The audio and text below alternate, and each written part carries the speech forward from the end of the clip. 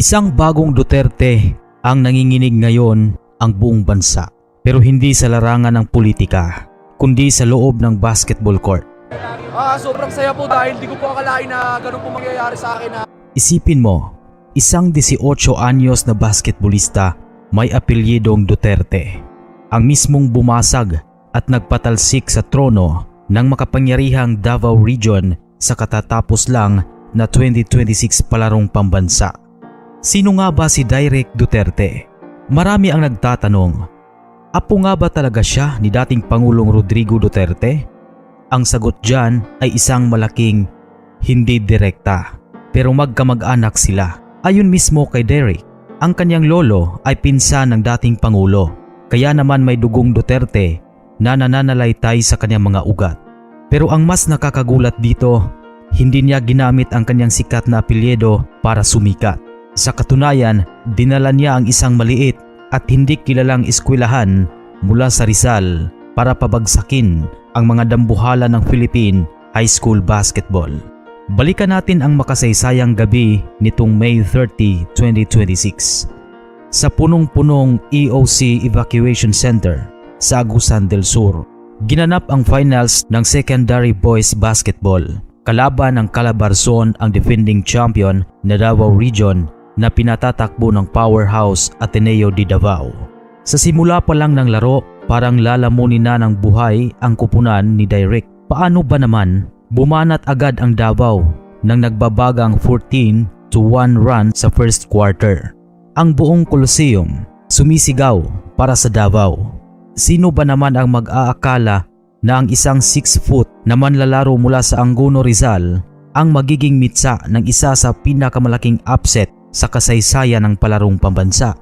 Si Direk Duterte, na kilala sa kanyang pagiging big-bodied guard forward, ay hindi natakot. Hinarap niya ang namamaalam na 6 foot 4-star big man ng Davao na si Rene Bartibonia.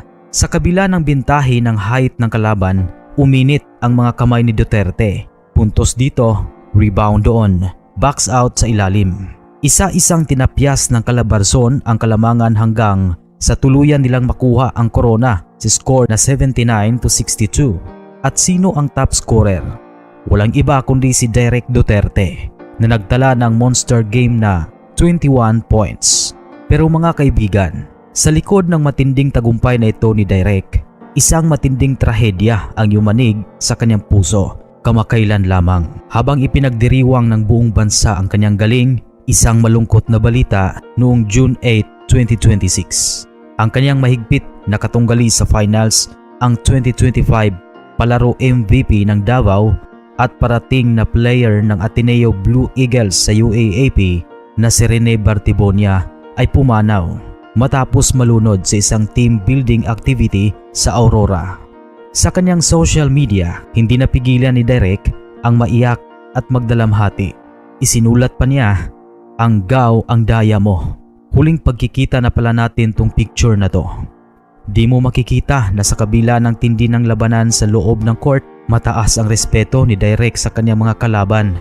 Ang karibal na itinuring niyang sukatan ng kanyang galing, biglang nawala. Kaya naman, ang kanyang pagkapanalo sa palaro ay may kalakip na lungkot na hinding-hindi niya malilimutan. Ngayon naman, suriin natin. Gaano nga ba talaga kagaling maglaro itong si Direk Duterte? Bakit baliw na baliw ang mga scout sa kanya ngayon? Una sa lahat, hindi siya tipikal na player na umaasa lang sa forma. Si Direk ay may pambihirang lakas. Sa taas na 6 feet, kaya niyang makipagsabayan sa mga mas matatangkad na player sa ilalim dahil sa ganda ng kanyang pwesto at box out. Hindi lang sa palaro umingay ang pangalan niya. Sa Manny Pacquiao's Junior MVPL, binuhat din niya ang Antipolo GY Titans kung saan nagtala siya ng dambuhalang 24 points at 10 rebounds laban sa Quezon Huskers. May tira siya sa labas, may drop step sa ilalim at higit sa lahat, meron siyang tinatawag na Duterte leadership. Ang tapang na mag-hype at mag-akay ng kanyang mga kakampi kapag naiiwan na sila sa scoreboard. Consistent siya mula first quarter hanggang fourth quarter. Ano ngayon ang susunod para sa susunod na malaking pangalan sa Philippine basketball? Maraming malalaking universidad sa Manila ang nagkakandara pa ngayon para makuha ang kanyang pirma.